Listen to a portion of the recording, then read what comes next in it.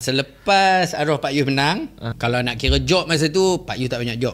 Aku tak ada, padahal juara tu. Tak tahu lah masa tu, time tu mungkin rezeki, mungkin masa tu mungkin orang lagi nampak Johan Zizan, Jozan nak diketengahkan masa tu.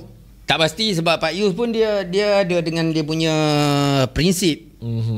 Maksud dia prinsip dia takkan jadi orang lain, dia kena jadi diri dia. Itulah dia. Kalau orang cakap Pak Yus masa tu Pak Yus ada masalah disiplin ke apa, tak sangat bagi aku. Bukan disiplin tu, orang kata dia punya PL. Senang cerita, Pak Yus ni dia kena ada orang manage dia masa tu. Aku antara orang yang boleh menguruskan dia, yang dia boleh dengar cakap. Sebab Pak Yus ni kena marah dia. Dia kena betul-betul dengan dia. Bayus, kau tak boleh macam ni. Okey.